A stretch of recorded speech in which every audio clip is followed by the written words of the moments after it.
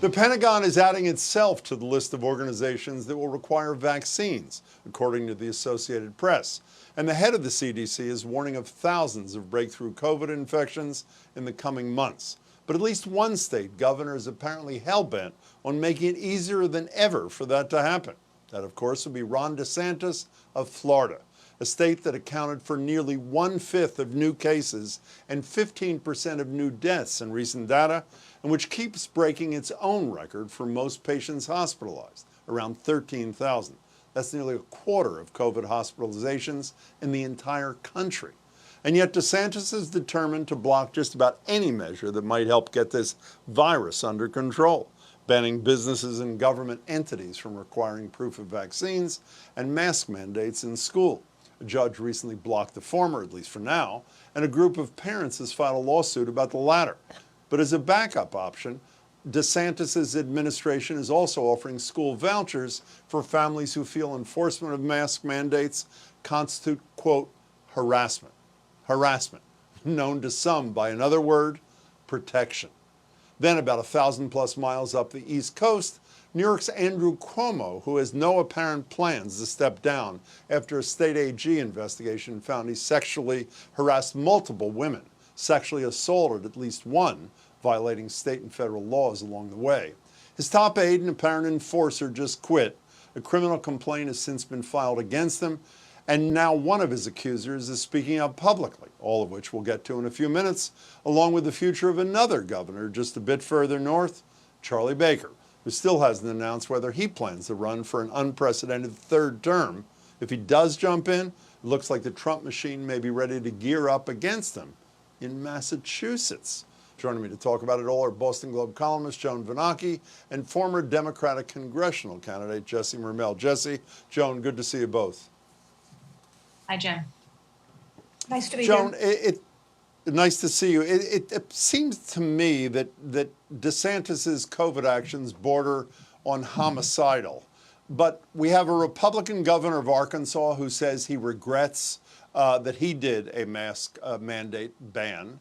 A Republican senator from Louisiana saying he doesn't agree with DeSantis on this. Is it possible that there's only one person who can behave in Trumpian fashion and get away with it, and that's Donald Trump?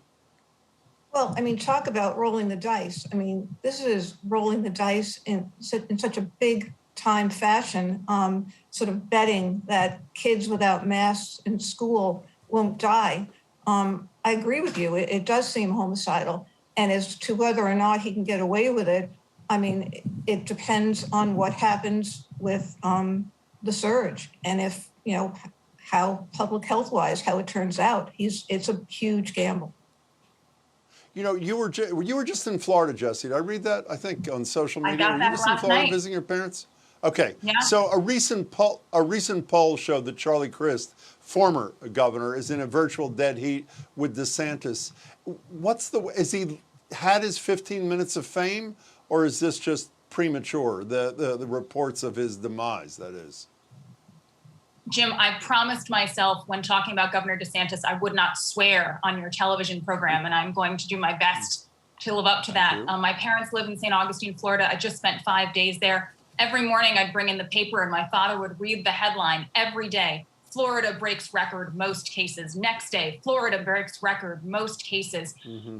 DeSantis has decided that he cares more about sucking up to Donald Trump than about whether or not my parents live or die. It is honestly that simple. And I hope that anyone who cares about people in Florida, whether they're related to them or not, aging parents, people with vulnerabilities, people with children under the age of 12 who haven't been vaccinated yet, who he is putting at risk every single day, will find a way to make sure that that man is not reelected governor of the state of Florida. It is, to everyone's point here, homicidal. It is terrifying. It is personal to me, and it is personal to so many people, and he has to go. It is beyond dangerous.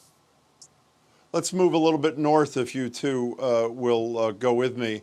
Brittany Commisso was executive assistant number 1, unidentified, in the Attorney General's report in New York. She's accused Cuomo of groping her twice First, while they were taking a selfie at an event in 2019, and again at the governor's mansion the next year. She told CBS This Morning, which aired today, that it started with what she described as a sexually aggressive hug. Here's the rest. And that's when he put his hand up my blouse and cupped my breast over my bra. When I stopped it, he just pulled away and walked away. I didn't say anything. I didn't say anything this whole time.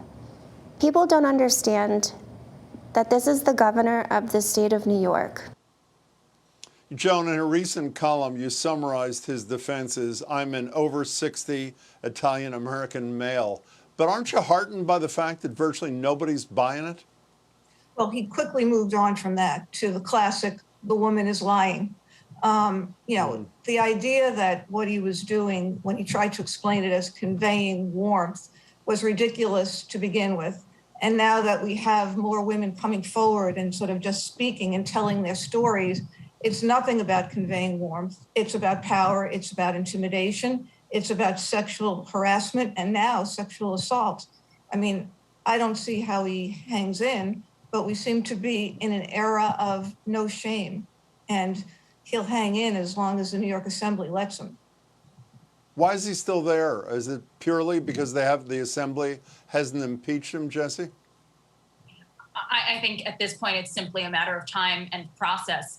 I like to think this man would come to his senses and put the people of New York in public service above trying to save his own hide and simply resign. But I certainly wouldn't put money on that happening. I think there's an extra piece here that's offensive from his propaganda video in response to things coming out last week, where he said, working in the governor's office, it's a tough place. It's demanding. It's high stakes.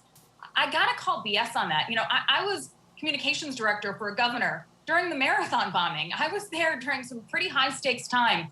Taking a high stakes, high pressure job does not mean you're signing away your rights to not be sexually harassed, to not work in a toxic environment. He has given so many offensive reasons for why he thinks his behavior is okay.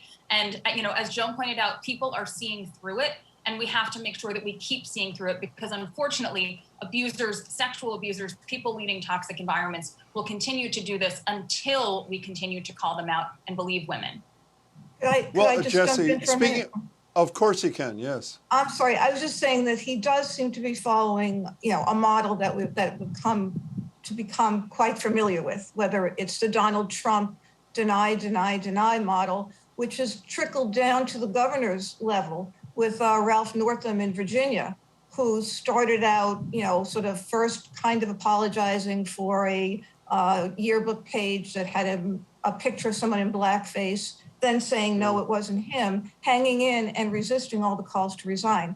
That's nothing compared to these accusations, but there is kind of a model now that politicians are following. I mean, it was just— Yeah, but Joan, if I may interrupt, I don't know if he's going to survive. I would assume not. But there's another guy you mentioned him, who I would argue is accused of worse things, not in any way to minimize what Cuomo is alleged to have done, who's beloved by 70 million people. How do you explain the disparate response? And that is the big question. How does Trump hold on to his popularity? I mean, there seems to be sort of a breakdown between the private sector and the public sector. In the private sector, if a report like that came out about a CEO or maybe even a radio host or a TV host, that person, I think, would be gone. Cuomo is hanging in. He somehow thinks that he has enough of the goodwill of the people, or just is, just so arrogant that he's not going to go until they actually impeach him and make him go. And I would add, Jesse, quickly if you can. There's a difference between the way the parties react to this. While certainly the Democratic Party has not been perfect, and every time an instance like this has happened with someone from our party, I think Democratic voters, Democratic leadership is much more willing to hold people accountable for their behavior. You see the President of the United States calling for Governor Cuomo's resignation, and so many other folks nationally and down into New York and across the country. Not saying our party is perfect, but we are holding people accountable in a way that the Republican Party does not even come close to. Donald Trump, example number one. I just wonder if Cuomo thinks there's a difference between the party and the people. That's what Trump did. He found a difference between the establishment and the people. Jesse, I want to go. You were talking about your job for Deval Patrick. Let's talk about the current occupant. Is Charlie Baker running for re-election, Jesse, in your estimation? You know, if you'd asked me a month or two ago, I would have said no, but I might be changing my mind. I'm seeing these little signs between, a fundraiser that he was going to have that wound up not happening, and just ways in which the tea leaves look to me of how he's appearing in the media and events that he's going to over the summer makes me think that this isn't a done deal. He might be thinking about it. But as we know, he's facing a real primary challenge from Jeff Deal. And COVID numbers are continuing to go in the wrong direction here in Massachusetts. So it'll be interesting to see how that plays into his decision making. Speaking of Jeff Deal, let me play a little sound, Joan Vennochi, from Jim Lyons, who is the chair of the GOP, the party in Massachusetts, such as it is. Here he is on Howie Carr's show. I don't think that President Trump is a fan of Governor Baker's. Did he indicate that he might, if Baker seeks re-election, that he might, campaign for his opponent, i.e. Jeff Deal? He would certainly like to see an exciting race up here, and I think that, as he's done across the country, is something that maybe he would take a look at. So, Joan, would a Trump endorsement of Deal seal the nomination for Charlie Baker in Massachusetts? Well, in the general election, yes, he could use that as an ad, but he does have this crazy primary challenge from the right, where he's actually running against Trump supporters. And I actually think that some of his recent positions or lack thereof concerning COVID is him looking to the right and not wanting to be the person that mandates masks in schools or calls for public employees to be getting vaccinated. He's worried. He's looking to his right, and he's a little bit worried about that. But I do agree with Jesse. I mean, I always thought he was a maybe. Now I think he's trending yes. The fundraiser is one piece of evidence. If you look at his schedule, he's out there at different places where he really looks like he's trying to connect at a campaign type in a campaign type setting. But COVID's the big question mark. I mean, the numbers are troubling, and he's going to have to deal with it, and he's going to get the credit and the blame. Jesse, I only have 30 seconds. You buy Joan's notion that Baker is following the politics, not the science, on COVID at this stage? I absolutely do. We have seen him stick his finger in the air and test the winds to the detriment of people in Massachusetts time and time again. With the failed rollout of the vaccine just a few months ago, we saw his. We have one of the highest vaccination rates in the country right now. You know that. Right now, but after massive screw-ups, and how many people got sick because they were delayed in accessing vaccines. With his failed management of the Holyoke Soldiers Home, now his delay and being willing to revisit the issues of masks, not being clear about what's going to happen with masks on schools. I think this is a big problem for Charlie Baker. He's failed to lead around COVID in the way that Massachusetts should demand. And if he runs for re-election, he will hear about this at every turn.